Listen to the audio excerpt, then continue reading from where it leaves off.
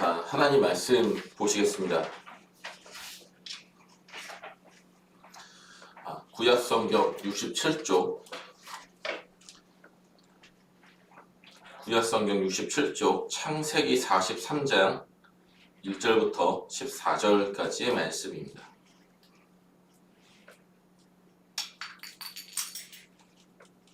창세기 43장 1절부터 14절까지의 말씀입니다.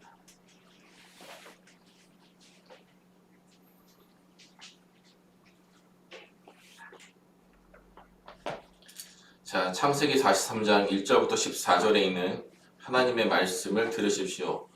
그 땅에 기근이 심하고 그들이 애굽에서 가져온 곡식을 다 먹으매 그 아버지가 그들에게 이르되 다시 가서 우리를 위하여 양식을 조금 사오라. 유다가 아버지에게 말하여 이르되 그 사람이 우리에게 엄히 경고하여 이르되 너희 아우가 너희와 함께 오지 아니하면 너희가 내 얼굴을 보지 못하리라 했으니 아버지께서 우리 아우를 우리와 함께 보내시면 우리가 내려가서 아버지를 위하여 양식을 사려니와 아버지께서 만일 그를 보내지 아니하시면 우리는 내려가지 아니하리니 그 사람이 우리에게 말하기를 너희의 아우가 너희와 함께 오지 아니하면 너희가 내 얼굴을 보지 못하리라 하였음이니이다. 이스라엘이 이르되 너희가 어찌하여 너희에게 또 다른 아우가 있다고 그 사람에게 말하여 나를 괴롭게 하였느냐. 그들이 이르되 그 사람이 우리와 우리의 친족에 대하여 자세히 질문하여 이르기를 너희 아버지가 아직 살아 계시느냐 너희에게 아우가 있느냐 하기로 그 묻는 말에 따라 그에게 대답한 것이니 그가 너희의 아우를 데리고 내려오라 할 줄을 우리가 어찌 알았으리까. 유다가 그의 아버지 이스라엘에게 이르되 저 아이를 나와 함께 보내시면 우리가 곧 가리니 그러면 우리와 아버지와 우리 어린아이들이 다 살고 죽지 아니하리이다. 내가 그를 위하여 담보가 되오리니 아버지께서 내 손에서 그를 찾으소서. 내가 만일 그를 아버지께 데려다가 아버지 앞에 두지 아니하면 내가 영원히 죄를 지리이다. 우리가 지체하지 아니하였더라면 벌써 2번 갔다 왔으리이다. 그들의 아버지 이스라엘이 그들에게 이르되 그러할진대 이렇게 하라. 너는 이 땅에 아름다운 소산을 그릇에 담아가지고 내려가서 그 사람에게 예물로 드릴지니 곧 유향 조금과 꿀 조금과 향품과 모략과 유향나무 열매와 감 복숭아이니라. 너희 손에 갑절의 돈을 가지고 너희 차로 아기의 도로 넣어져 있던 그 돈을 다시 가지고 와라. 혹 잘못이 있었을까 두렵도다. 내 아우도 데리고 떠나 다시 그 사람에게로 가라. 전능하신 하나님께서 그 사람 앞에서 너희에게 은혜를 베푸사 그 사람으로 너희 다른 형제와 베냐민을 돌려보내게 하시기를 원하노라. 내가 자식을 잃게 되면 이르리로다. 아멘. 자, 내 인생의 베냐민이라는 제목으로 하나님의 말씀을 전하겠습니다. 설교에 앞서서 한 가지 말씀을 드리고자 합니다. 이 주제는 제가 창세기 전체에서 가장 좋아하는 주제입니다. 그리고 이 본문은 저에게 설교가 무엇인가를 알게 해주셨던 한 교수님이 가장 좋아하시는, 저는 그렇게 생각합니다. 그 교수님이 가장 좋아하실 거라고 제가 여겨지는 그러한 주제이기도 합니다. 창세기 전체에서 가장 인간적이고 가장 뭐라고 할까요? 우리에게 와닿는 그런 주제가 아닌가 그런 생각을 합니다. 그래서 처음에 이 본문에 대한 설교를 듣고 제가 엄청난 충격을 받았고 그리고 이 주제는 제 마음속에 아주 깊이 남아 있습니다. 그래서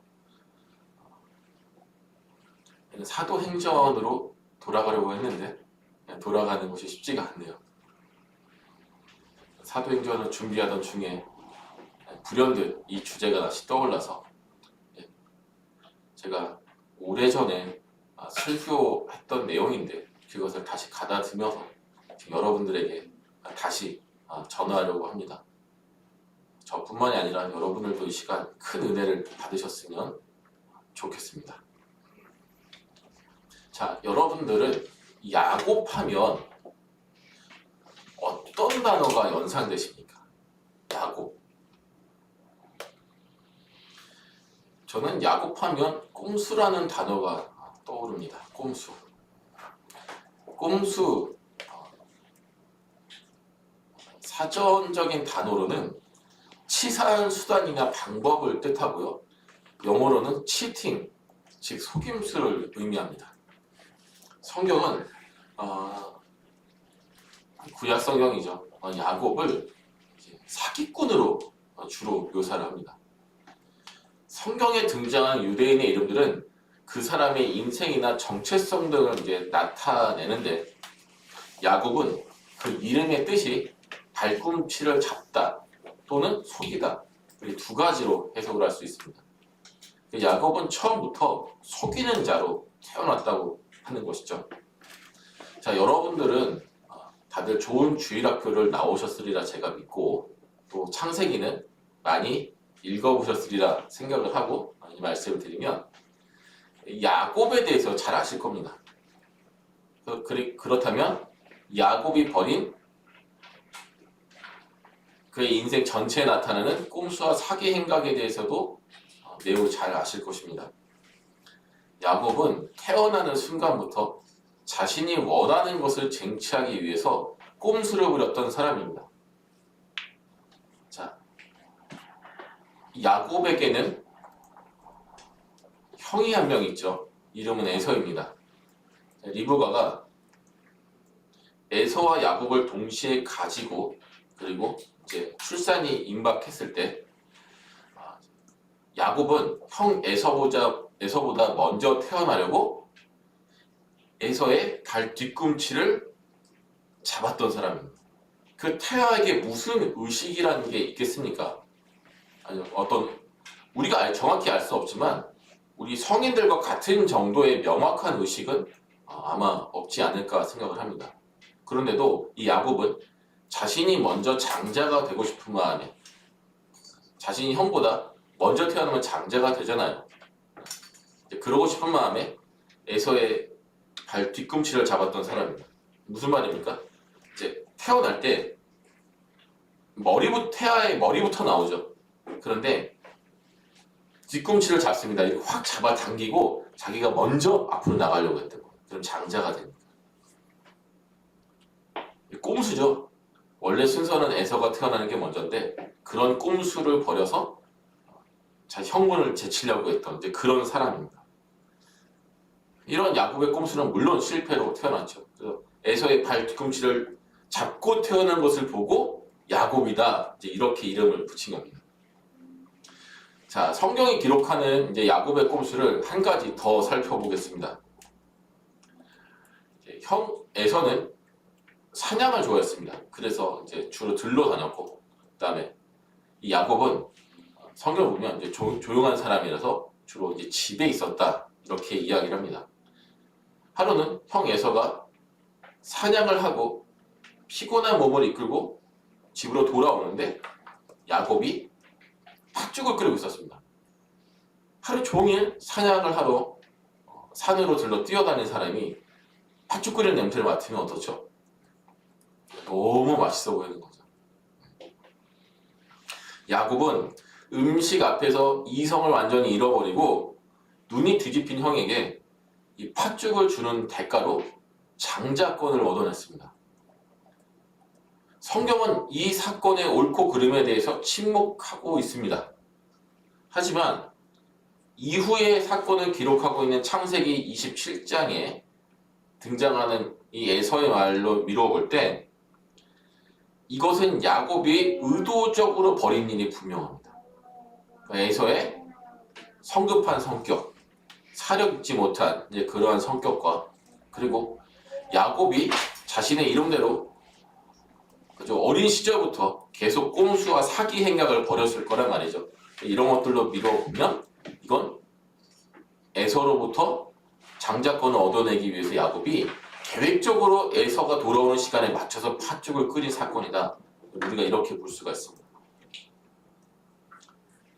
성구문 보시면 창세기 27장 36절이죠. 에서가 이르되 그의 이름을 야곱이라 함이 합당하지 아니하니까 그가 나를 속임이 이것이 두 번째니이다. 전에는 나의 장자의 명분을 빼앗고 이제는 내 복을 빼앗았나이다. 또 이르되 아버지께서 나를 위하여 빌복을 남기지 아니하셨나이다. 에서의 말을 읽어보면 야곱은 평소에 사기를 치던 사람이라는 거죠.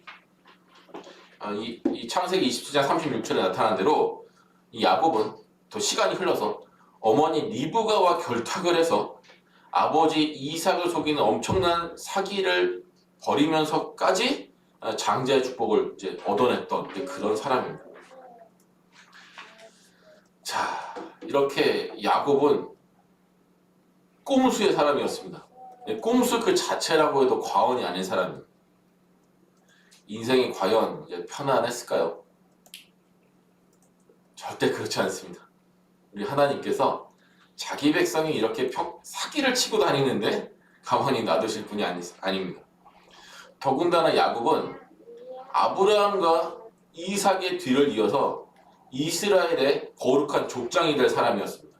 특별히 이 야곱을 통해서 12아들이 태어나고 그 12아들은 장차 12지파의 조상이 될 사람들입니다. 그래서 야곱은 지금은 가족에 불과한 이스라엘이 400년 후에 수백만 명으로 늘어날 그 기초, 그 기반을 다져야 하는 매우 중차대한 사명을 지니고 있는 사람입니다. 당연히 하나님께서 원하시는 것은 거룩한 성품, 예수님을 닮은 아름다운 신앙의 인격의 수요자가 되는 것이죠. 지금 야곱의 모습은 그것과 완전히 다릅니다. 야곱은 자기가 원하는 것을 얻기 위해서라면 심지어 아버지를 속이는 패륜을 저질러서라도 얻기를 원했던 그런 사람입니다. 그래서 하나님은 야곱이 부린 꼼수의 대가를 아주 처절하게 치르게 하십니다. 자, 먼저 야곱은 자신을 죽이려는 형 에서를 피해서 야반 도주에서 어머니 리브가의 권고대로 외삼촌 라반을 만나러 가죠. 그 길로 야곱은 평생에 2번 다시 자신이 사랑했던, 또 자기를 세상에서 가장 사랑했던 어머니 리브가를 보지 못했습니다. 야곱도 그렇고 리브가도 그렇고 자신들이 부린 꼼수의 대가를 하나님이 이제 이런 식으로 이제 치르게 하시는 거죠. 게다가 하나님은 이 야곱을 위해서 한 사람을 준비하셨습니다. 이제 아주 유명한 말이 있죠. 뛰는 분 위에 나는 분이 있다. 그렇죠? 야곱보다 더한 꼼수와 사기의 대가 외삼촌 라반을 이제 만나게 하신 겁니다. 야곱이 자신의 목적을 이루기 위해서 아버지까지 속이는 사람이었다면 외삼촌 라반은 자신의 목적을 이루기 위해서 사랑하는 2딸까지 이용하는 사람이었습니다. 누가 더 악질일까요? 그렇죠? 당시 고대 중동 지방의 남자들이 아내를 얻기 위해서는 이제 한 2가지 방법이 있었다고 합니다. 첫 번째, 많은 돈을 장인에게 지불합니다. 이제 결혼, 오늘날도 이런 풍습은 세계 곳곳에 남아 있습니다. 이제 돈을 주고 아내를 데려오는 거죠. 그것이 아니면 한 1년 정도의 노동력을 제공하는 것이 당시의 관행이었다고 합니다. 라반은 야곱에겐 당연히 돈이 없죠. 야반 도주한 사람이니까 무슨 돈이 있었겠습니까? 야곱의 노동력을 원했던 건데, 이 사람은 야곱이 자신의 둘째 딸인 라헬을 너무나 사랑하는 것을 이용해서 일종의 꼼수를 부렸습니다. 자, 먼저 야곱은 라반에게 당신의 외삼촌의 둘째 딸 라헬과 내가 결혼하고 싶은데 내가 7년 동안 외삼촌을 위해서 자발적으로 섬기겠다.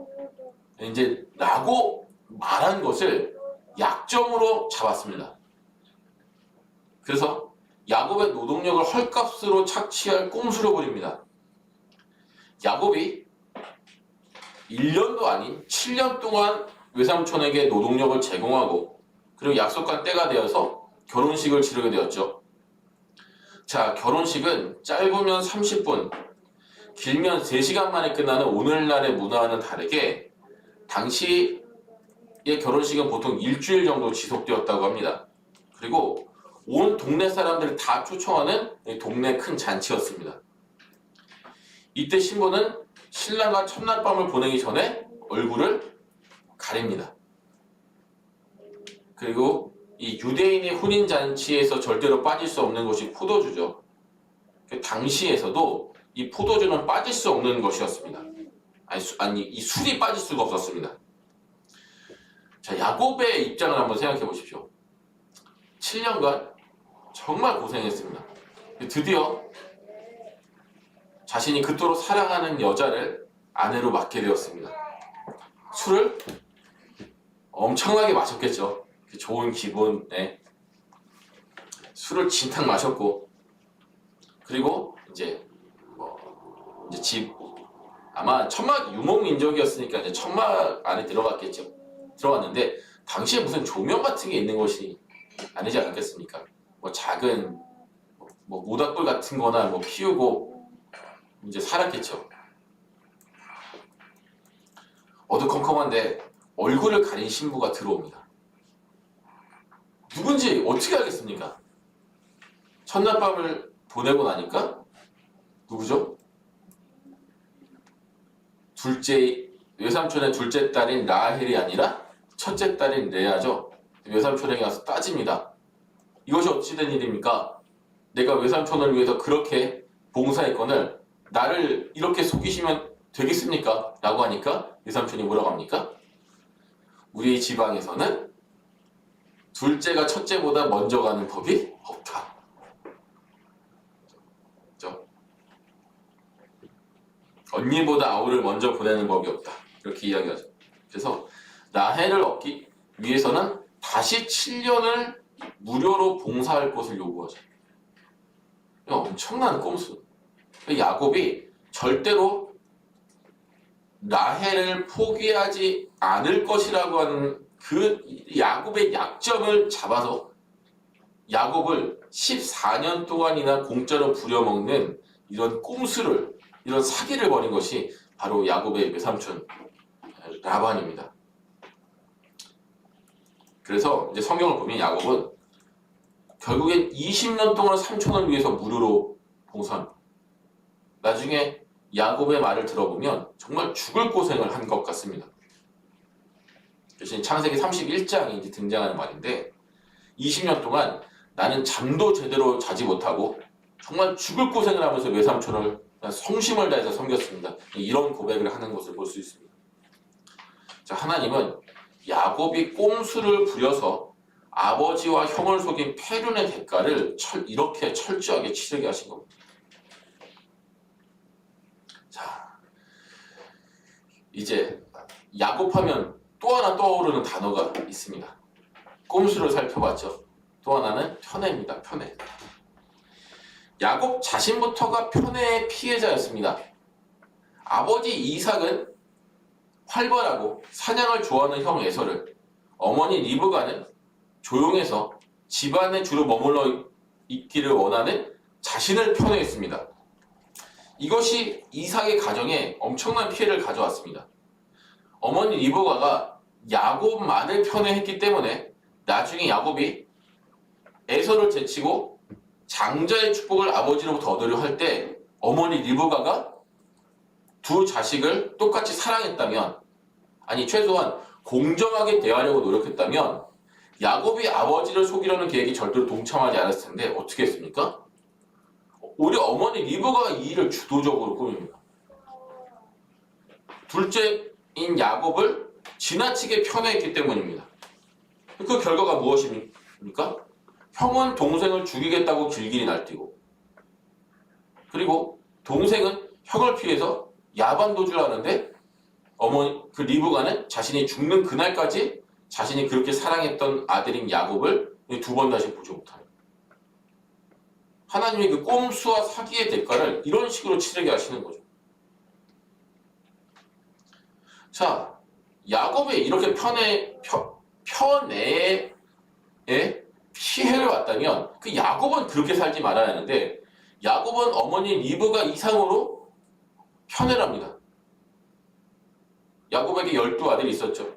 그런데 야곱은 자신이 그렇게 사랑했던 둘째 아내인 라헬이 낳은 두 아들을 레아가 낳은 아들들보다 훨씬 더 사랑했습니다. 그 아들들의 이름이 바로 요셉과 베냐민이죠.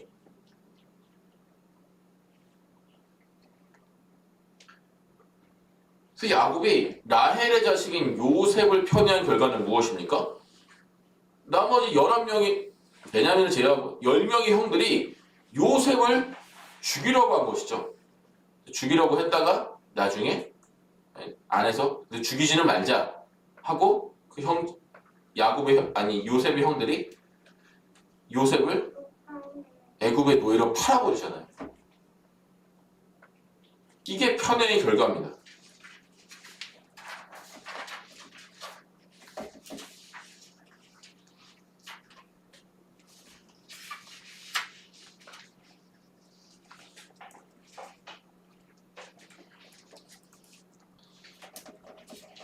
자, 그렇다면 야곱은 왜 꼼수를 부리고 편애를 했을까요? 왜 그랬을까요? 자신이 꼼수를 부리고 편애를 어떤 자신의 이득 때문이겠죠. 그런데 그것 때문에 그렇게 처절한 대가를 치르지 않았습니까? 자, 그럼 야곱 얘기는 그만두고 우리 얘기를 해보겠습니다. 우리는 왜 꼼수를 부리고 편애를 합니까? 저는 여기에 우리 타락한 인간들이 가지고 있는 지독한 자아 중심성이 있다라고 생각을 합니다. 우리가 왜 꼼수를 부립니까? 왜 정도를 걸어가지 않고 쉽고 편한 길, 편법, 꼼수 이런 것들을 부립니까? 그것은 하나님의 인도하심이 아니라 자기 뜻대로 인생을 살고 싶기 때문입니다. 자신이 원하는 것을 하나님의 방법, 정당한 방법으로 얻는 과정이 너무 고통스럽고 괴로우니까 때로는 그렇게 하면 얻을 수가 없으니까 꼼수를 부립니다. 자신이 가질 수 없고 또 가져서는 안 되는 것들이 있는데 그거 안 되는 것이 있다면 포기하면 되는데 포기할 수 없으니까 우리는 꼼수를 부리는 거죠. 자, 그럼 편애를 보겠습니다. 우리는 왜 편애를 합니까? 여러분들 자녀를 낳으신 분들은 아마 아실 텐데 그 자녀들을 다 똑같이 사랑하는 것이 아닙니다. 그렇죠?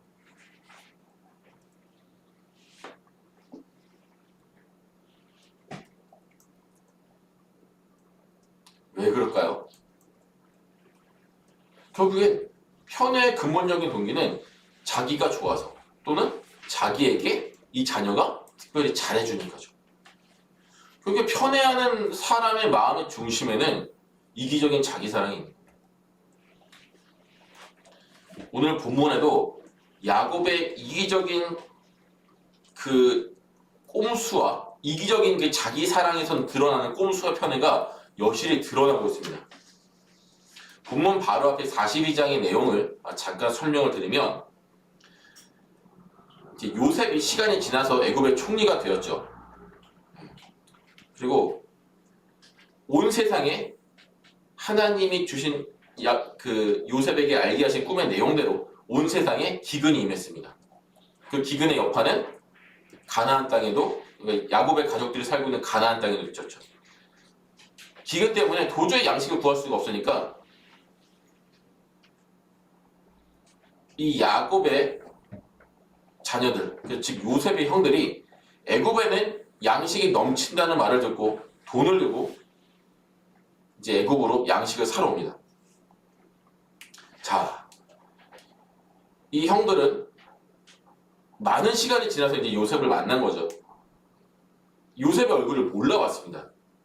자신들이 어린 시절에 팔아넘긴 그 동생이 애굽의 총리가 되었을 것이라고는 전혀 상상하지도 못했겠죠. 그러나 요셉은 형들을 알아봅니다. 자, 요셉에게 어떤 의도가 있어서 요셉은 자신을 찾아온 형들 중에서 시므온이라고 하는 형을 감옥에 가두고 형들에게 자신의 막내 동생인 베냐민을 데려오라고 했습니다. 오늘 42장의 내용은 표면적으로는 요셉이 애굽의 총리로서 이 자신에게 찾아온 그 형들을 일종의 스파이, 첩자로 오해를 하고, 그리고 당신들이 정말 첩자가 아니거든, 당신들이 말한 대로 막내 동생을 데려오면 내가 당신들이 첩자가 아닌 것을 인정하겠다, 뭐 이제 이런 내용들이 있었던 거죠. 형들은 그렇게 생각한 것이고, 요셉에게는 이제 어떤 의도가 있었던 거죠. 자, 이런 요셉의 행동에는 이제 제가 그 두 가지 의도가 있는 것을 좀 말씀을 드리겠습니다. 첫 번째는 야곱이 거룩해져야 했던 것처럼 이 야곱의 아들들도 장차 이스라엘 12지파의 수장으로서 거룩한 사람들이 되어야 했습니다. 하나님께서 요셉의 이런 행동을 통해서 야곱의 12아들들의 야곱의 아들들의 인격을 이제 거룩하게 다스리려고 한 것이죠. 두 번째는 이 형들이 동생 요셉을 팔아넘긴 죄를 해결하려고 하는 것이었습니다. 마지막으로 세 번째는 여전히 자아중심적인 꼼수와 이기적인 편애를 가진 이 야곱, 이 본문에는 이스라엘이라고 불리죠. 이 야곱을 변화시키려는 것이었습니다. 하나님은 우리가 잘 알고 있는 그 분야에서 야곱에게 이스라엘이라고 하는 새 이름을 주셨습니다. 그러나 야곱은 여전히 하나님의 백성으로서 이스라엘의 거룩한 족장으로서 가져야 할 거룩한 인격을 가지지 못했습니다. 하나님은 야곱을 통해서 이스라엘 민족을 가족에서 국가 단위로 성장시키려는 자신의 원대한 계획을 실현시키고 싶으셨습니다. 그래서 이러한 요셉의 계획을 통해서 여전히 꼼수와 편애를 부리는 야곱을 거룩한 사람으로 변화시키고자 하셨습니다. 하나님은 분이엘 때와 마찬가지로 야곱을 벼랑 끝으로 몰아가십니다. 애굽 총리, 즉 요셉의 요구대로 베냐민을 포기하고 애굽으로 보내지 않으면 지금 애굽에 감금당한 셋째 아들인 시므온은 말할 것도 없거니와 모든 가족이 다 식량의 부족으로 굶어 죽을 수밖에 없는 그런 상황에서 야곱은 베냐민을 애굽으로 보내줄 수밖에 없었습니다. 본문 11절 12절을 보면 야곱은 자기 아들들에게 애굽의 총리에게 줄 뇌물을 가져가라고 합니다. 야곱은 형 에서를 분이엘에서 만날 때 550마리나 되는 가축을 뇌물로 준비했습니다. 마찬가지로 야곱은 여전히 하나님 앞에서 꼼수를 부리고 있는 거죠. 요셉이 죽었다고 여겨지는 상황에서 베냐민은 인생 전부를 바쳐서 살아난 여자가 이 세상에 남긴 유일한 유산이었습니다. 시므온도 소중한 아들이지만 베냐민은 시므온보다, 아니 다른 아들들과는 비교도 할 수 없이 너무너무 귀하고 절대로 포기할 수 없는 그런 아들이었습니다. 이미 요셉이 죽었다고 야곱은 생각하고 있었기 때문에 베냐민을 향한 이 야곱의 집착과 편애는 뭐 이루 말할 수가 없었던 것이죠. 야곱에게 있어서 베냐민은 세상에서 가장 소중한 것이었습니다. 그러나 정황을 보니 베냐민을 보내지 않으면 모두가 죽게 생긴 거죠. 그러니까 하나님이 지금 야곱을 절벽 끝으로, 벼랑 끝으로 몰아가고 계신 겁니다. 이 세상에서 가장 소중한 것을 포기할 수밖에 없도록. 야곱은 14절에서 하나님만을 전심으로 의지하는 사람만이 할 수 있는 그런 신앙 고백을 합니다. 자, 14절 한번 보실까요?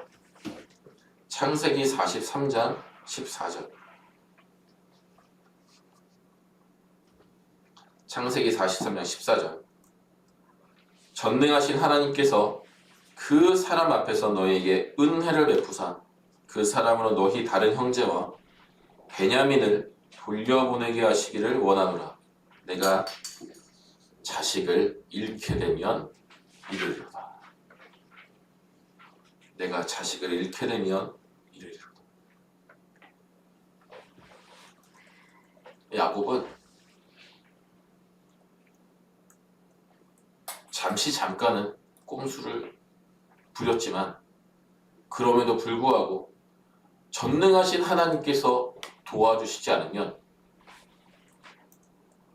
시므온은 물론이요 베냐민도 구할 수 없고 더 나아가 자신의 가족들을 절대로 구할 수 없음을 알았습니다. 이 상황이 전능하신 하나님께서 개입하시지 않으면 도저히 해결될 수 없는 상황이라는 것을 뼈저리게 깨달았습니다. 그래서 야곱은 분이엘에서 하나님만을 전심으로 의지했던 것처럼 다시 하나님 앞에 무릎을 꿇었습니다.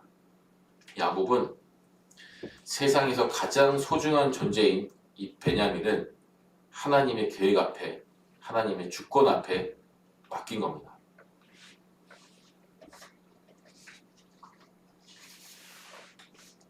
우리 모두에게는 베냐민이 있습니다.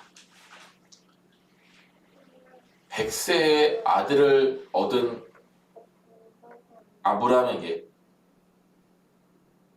그 아들을 바치라고 하나님은 요구하셨습니다. 또 하나님은 야곱이 모든 인생을 바쳐서 사랑한 여자가 세상에서 유일하게 남긴 유산인 그 베냐민을 바치라고 요구하셨습니다. 그 하나님은 오늘날 도적같이 우리가 전혀 예상하지 못했던 때에 우리를 찾아오셔서 내가 가장 사랑하는 것, 내가 가장 아끼는 것, 즉 내 인생의 베냐민을 자신에게 달라고 요구하십니다. 어떤 사람에게는 베냐민이 건강일 것입니다. 어떤 사람에게는 개인적인 성취고 성공일 것입니다. 돈이 될 수도 있고 명예가 될 수도 있고 학벌이 될 수도 있고 소위 말하는 스펙이 될 수도 있고 학교 성적이 될 수도 있고요. 직장이 될 수도 있습니다. 그 무엇이 되었든지 간에 하나님은 불현듯 우리 인생에 찾아오셔서 우리가 가장 소중히 여기는 그 베냐민을 달라고 요구하십니다. 그리고 하나님만을 전심으로 의지하며 살라고 모든 불가능을 가능하게 하시는 그 전능하신 당신을 의지하며 살라고 말씀하십니다. 그래서 하나님은 우리에게 완전한 항복을 요구하십니다. 하나님보다 더 사랑하는 것을 다 내어놓으라고, 그것을 다 버리라고, 자신에게 달라고 요구하십니다. 그러나 우리는 항복하지 않습니다. 나의 가장 소중한 베냐민을 혹은 베냐민들을 포기하지 않습니다. 왜 그렇습니까? 하나님이 베냐민을 달라고 할 때 그것을 내놓으면, 하나님의 항복 요구 앞에 무릎을 꿇으면 우리 인생이 불행해질 것이라고 생각하기 때문입니다. 내 계획이 아니라 하나님의 계획대로 살면, 내 뜻이 아니라 하나님의 말씀대로 살면 인생이 불행해질 것이라고 생각합니다. 인생의 주인이 내가 아니라 하나님이 되시면, 여러분들에게 익숙한 말로 신앙생활을 지나치게 열심히 하면 이 세상에서 뒤떨어지고 비참해지고 또 삼류 인생이 될 것이라고 생각을 합니다. 일주일 동안 자기 마음대로, 자기 뜻대로 이 세상을 살다가 주일날 예배 한 번 드리는 것으로 신앙의 의무를 다한다고 생각하는 사람들이 있습니다. 주일날 예배 한 번 드리는 것으로 면죄부를 얻고 나머지 일주일은 자기 욕심을 따라서 살아가는 것이 현명하다고 생각하는 사람들이 있습니다. 그 어쩌면 우리의 모습이 아닙니까?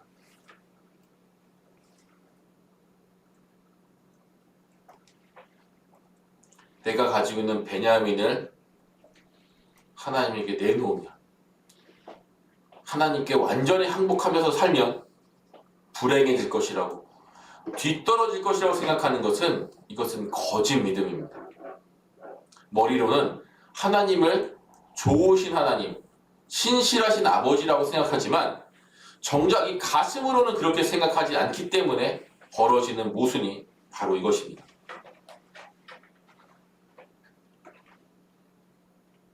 제가 그 교수님이 했던 정말 인상적인 문구를 그대로 여러분들에게 좀 들려드리고 싶습니다. 한번 따라해 보십시오. 항복하면 행복해집니다. 다시요. 항복하면 행복해집니다. 하나님에게 온전히 항복하면 내가 소중히 여기는 베냐민을 하나님에게 드리면 불행해진다라고 하는 것은, 그것은 이 시대가, 그리고 거짓 그리스도인들이, 아니 사탄이 우리에게 이 시대에 심어놓은 거짓말이요, 거짓 신화에 불과합니다. 하나님에게 온전히 항복한 사람, 자신의 행복보다 하나님의 뜻을 더 중요하게 여기는 사람에게는 세상이 알 수도 없고 세상이 줄 수도 없는 하늘의 평강이 있습니다. 우리가 하나님에게 완전히 행복해야만 하나님이 우리 인생을 하나님의 뜻대로 다스리시고, 또 그런 경험을 한 사람만이 참된 은혜의 삶, 평강의 삶, 안식의 삶을 누릴 수가 있게 되는 것입니다. 그래서 예수님은 누구든지 자기를 부인하고 자기 십자가를 지고 나를 좇는 자만이 나를 따를 수 있다라고 말씀하셨는데, 그 말을 오늘 본문의 언어로 바꾸면 자기 인생의 베냐민을, 혹은 그 베냐민들을 포기하는 사람만이 하나님의 나라에 들어가기에 합당하다라고 할 수 있는 것입니다. 그래서 하나님께서는 우리에게 베냐민을 포기할 것을 요구하십니다. 정말 집요하리만치 요구하십니다. 왜 그렇습니까? 하나님은 우리가 멸망의 길로 스스로 빠져드는 것을 절대로 가만히 두고 보고 계시는 분이 아니기 때문입니다. 야곱이 베냐민을 하나님 앞에 내려놓았습니다. 그러자 하나님은 놀랍게 역사하셨습니다. 야곱은 셋째 아들 시므온, 그리고 베냐민, 마지막으로 죽었다고 생각했던 요셉까지 다시 얻게 되었습니다. 그리고 야곱은 그의 새 이름 이스라엘에 걸맞는 위대한 신앙의 인격을 소유한 사람이 되었습니다. 마지막으로 70명에 불과했던 이스라엘이 장차 수백 년 뒤에 수백만 년까지 성장할 그런 기반이 마련되게 되었습니다.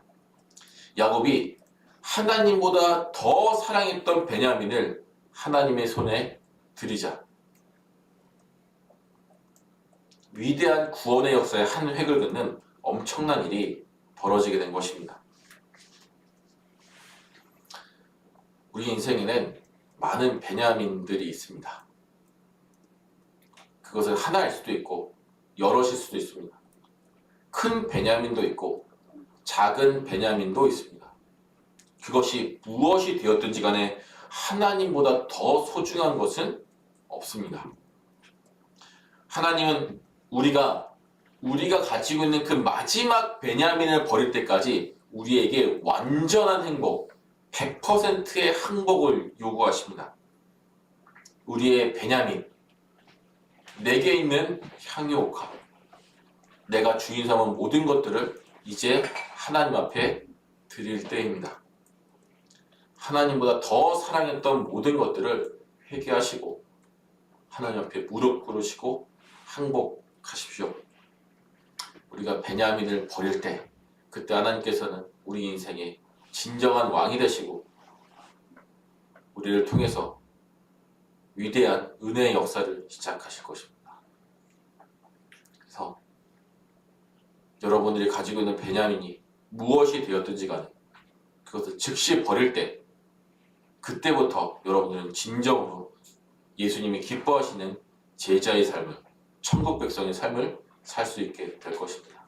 기도하겠습니다. 하나님 아버지, 우리에게는 베냐민이 있습니다. 혹은 베냐민들이 있습니다. 하나님보다 더 사랑하는, 하나님이 포기하라고, 버리라고 요구하셔도 절대로 버리지 않는 그런 베냐민이 있습니다.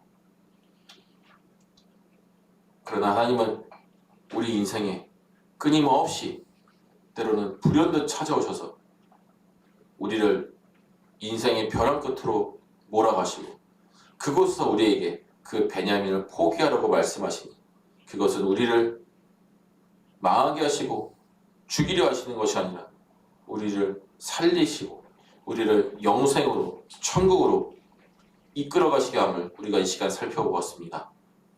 우리가 가지고 있는 베냐민이 무엇이 되었든지 간에 그것을 버리지 않으면 우리 인생에 진정한 평안이란 존재하지 않으니 항복하면 행복해진다라고 하는 이 평범하지만 위대한 진리를 우리가 붙잡고 살아가는 사람들이 다 되게 하여 주시옵소서.